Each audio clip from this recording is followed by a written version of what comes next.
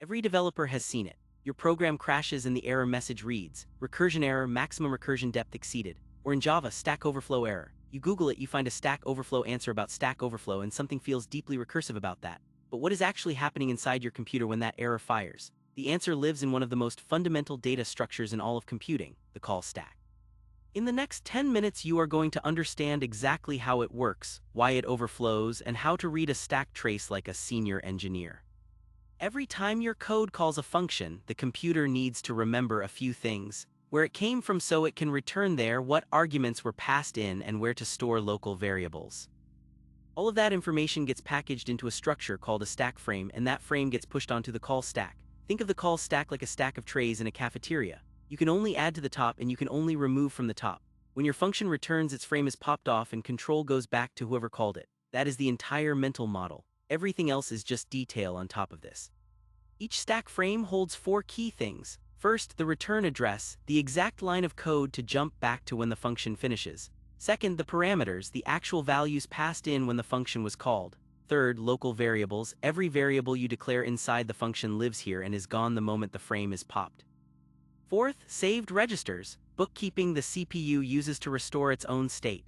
The frame is created the instant a function is called and destroyed the instant it returns. This is why local variables do not persist between calls and why 2 recursive calls to the same function each get their own independent copy of every variable.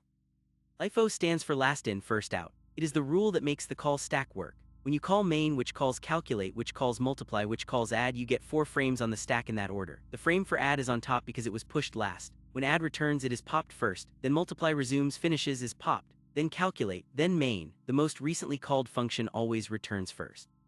This is not a design choice, it is the only ordering that makes nested function calls work correctly. Without LIFO, there would be no way to know where to return after each function completes. The call stack does not float in empty space. It lives at a specific address in your process memory. A typical process memory layout from low address to high looks like this: the code region at the bottom holding your compiled instructions, then the data and BSS segments holding global and static variables, then the heap growing upward where malloc and new allocate dynamic memory, then empty space in the middle, and finally the stack at the top growing downward toward the heap. Every time you push a frame, the stack pointer moves down. Every time you pop a frame, it moves back up. The stack and heap grow toward each other, which is why in very long programs both running out of heap and running out of stack are real failure modes. Recursion is where the call stack goes from interesting to dangerous. When a function calls itself, each call gets its own frame just like any other function call. A recursive factorial of 4 creates 5 frames. Factorial 4 calls factorial 3 calls factorial 2 calls factorial 1 calls factorial 0. Factorial 0 hits the base case and returns 1 without making another call. Then factorial 1 multiplies by 1 and returns, then 2, then 3, then 4. The key insight is that without a base case, the function never stops calling itself. Frames keep piling up with nothing ever returning. Which brings us to what happens next. Stack Overflow is not a website. It is what happens when the call stack runs out of room. The operating system gives each thread a fixed region of memory for its stack. On Linux, the default is typically 8 megabytes. On Windows, it is 1 megabyte. On iOS, it varies. Each frame consumes somewhere between a few dozen bytes for a tiny function to several kilobytes for a function with many large local variables. A typical Python frame is around 4 kilobytes.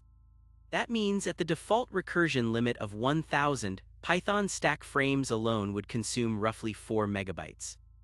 The moment a new frame would exceed the stack region, the OS triggers a segmentation fault and the runtime converts that into the error you see: recursion error, stack overflow error, or a hard crash depending on the language.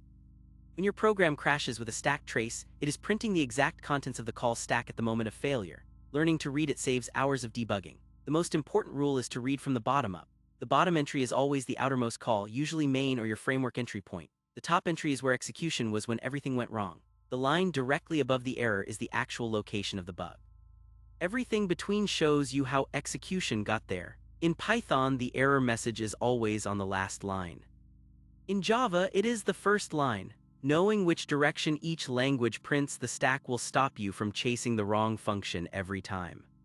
There are 4 practical ways to prevent stack overflows. The first and most important is to always define a base case in every recursive function. If there is no condition that stops the recursion, it will run forever. The second is tail recursion, structuring your recursive call so it is the very last operation in the function with no multiplication or addition waiting after it. Some compilers and runtimes can detect this pattern and reuse the same frame instead of creating a new one, reducing stack usage to a constant. The third option is converting recursion to an explicit loop.